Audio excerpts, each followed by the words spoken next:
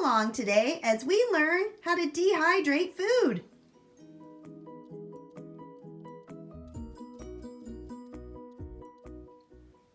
Good morning, everybody. My name is Deb from Just Do Something Homestead, and today we are going to learn how to dehydrate bananas.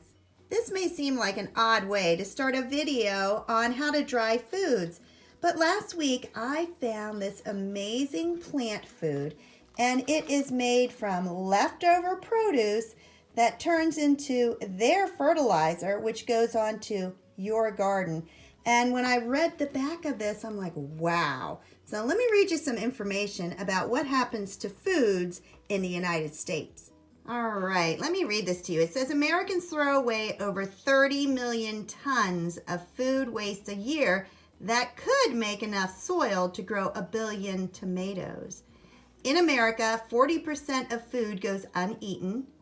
Let's see, the next one, rotting food creates methane, which is 20 times more harmful to the environment than carbon dioxide.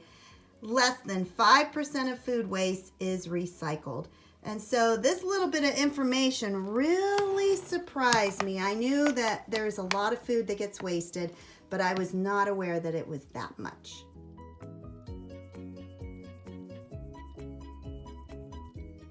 The reason I shared that information is Jim and I made a plan many years ago to never waste food. Is that easy? Absolutely not. In fact, it is very challenging. But one way that I can save foods is by dehydrating them. This book has been a lifesaver for me. It tells you how to dehydrate your fruit, your vegetables, meat, and more. And I use this book faithfully. Not only does it have the charts for how long you are to dehydrate these foods, but it then gives you recipes of what to do with dehydrated foods. So I highly recommend this book. Bananas are one of those fruits that very quickly can go from ripe to overripe. And I know there are a lot of people that make banana bread. I am not a huge fan of banana bread. So what I do is I like to dry them. And I'm going to cut them into slices. You can add them to trail mix. You can eat them just as little coins. You can even grind them up into a powder. And I do that with lots of fruits. And then I stir them into recipes such as muffins or oatmeal. I have 5 bananas left over from making some dog treats for Betsy yesterday, and so I am not going to waste these. The peels are going to go out in my compost pile, and I am going to dehydrate the bananas.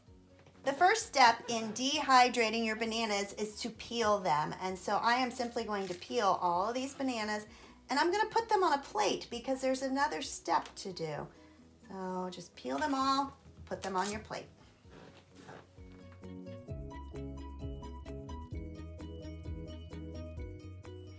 At this point, I'm going to put all the peels into my compost pile, and the bananas, I'm going to put the entire plate in my freezer for 10 minutes. In the summer, I would take those banana peels, put them in a jar, and add water, and let that sit for a couple days and pour it onto my vegetables. That is a way that will give a fertilizer to my growing vegetables. While the bananas are in the freezer for 10 minutes, I'm going to show you some of the things that I have dried in my dehydrator over the past year. Now, this is not a freeze dryer. I don't have a freeze dryer. They are pretty expensive, but I was able to buy, in fact, let me show you.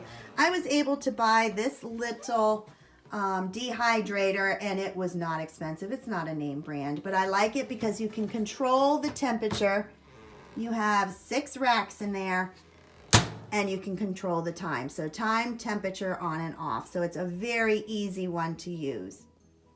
Here are some of my favorite things that I have dried. And most of them are things that I had extra of, things I didn't want to waste, in abundance. And so that is why I dried them. All right, the first thing, this one is dried strawberry powder. It is exactly what it sounds like. I took strawberries, washed them, dried them, sliced them, and then I put them in a dehydrator until they were crisp. I ran them through my blender, and it gives me a powder. This powder I add to my oatmeal in the mornings. I add it to muffins and cakes. You can put it in pancake mix. There's a ton of things for strawberry powder.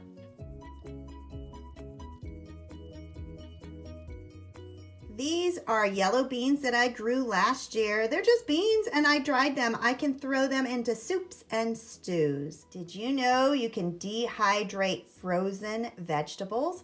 And that is exactly what I did with these peas. I was able to find frozen organic peas very inexpensively. So I bought probably 20 bags and I brought them home. Some of them I did in fact put in the freezer, but some of them I put in my dryer. And so these can be added again to soups and stews. They will take in the water that's in the broth and they will be wonderful. When you use them, they look just like the regular peas that you would get.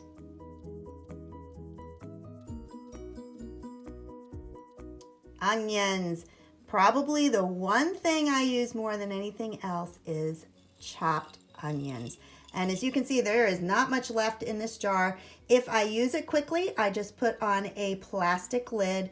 If I'm going to use it over the next year, then I vacuum seal it in the jar. So this one I have used a lot.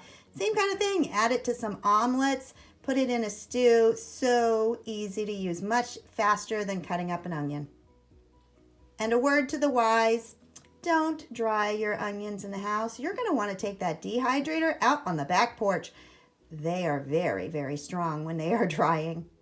What are these strange looking things? This suits my sweet tooth.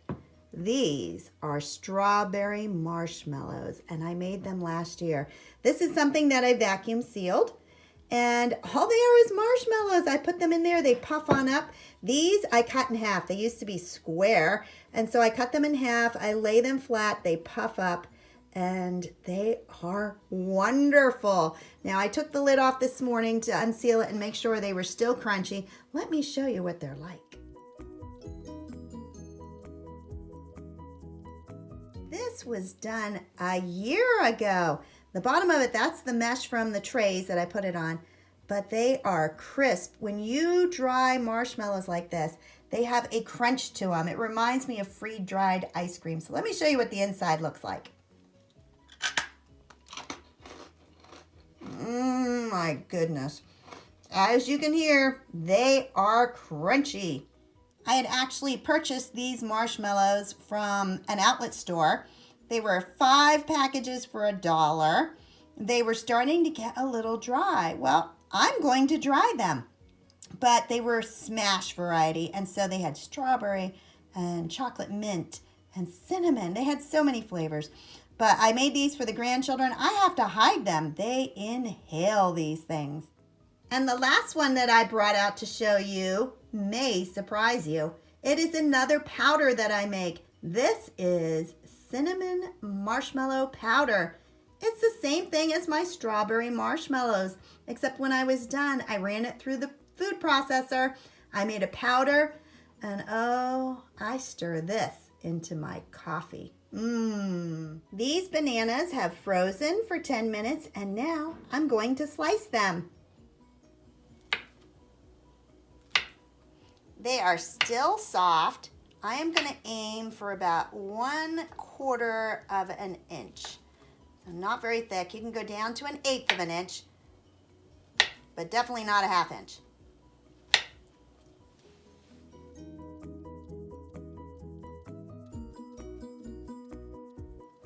The next step is to treat those slices so they don't turn black. And one of the easiest ways is to use 100% juice without sugar. Some examples, I'm going to use lemon. You could use lime, but you could actually use apple or grape or cranberry. It is completely up to you. So all you need to do is pour some into a bowl and dip each slice of banana into the lemon juice. And that will keep them from turning black. They're going to turn darker, but they're not going to be black.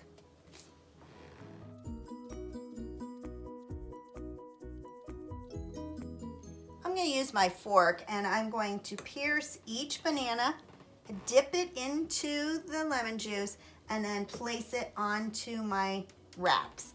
Now these racks, when I bought my dehydrator, they only had the racks. They did not have the liners that go on them. And so I did purchase those. I was able to find them through Amazon. And let me show you what one of them looks like. It is just a plastic mesh, but it is food safe. And I use those for most of the things that I dry. Unless it's a very large piece, I use the mesh.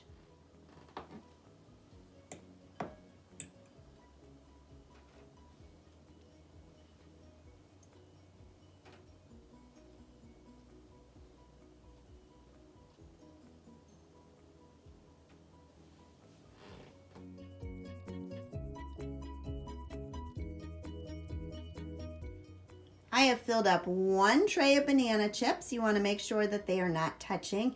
And I am going to place it into my dehydrator. And it just slides right in. I am going to start my dehydrator. Even though I have more bananas to cut, I'm going to start the beginning ones. And you are going to use it at 125 to 135 degrees for 6 to 12 hours.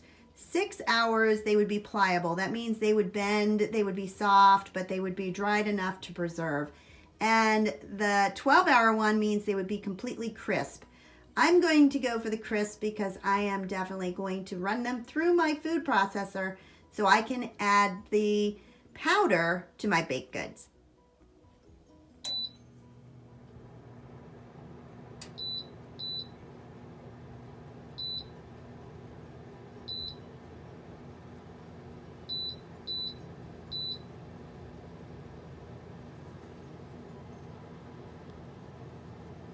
There you go.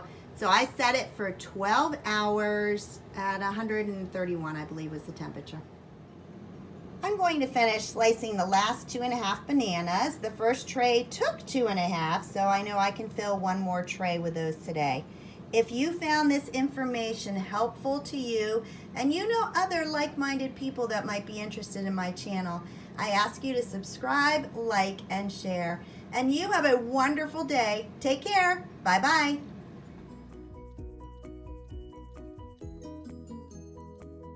Does Betsy want a piece of banana? Oh, you do? Well, you're going to have to speak. Speak. Louder. Louder. Good job.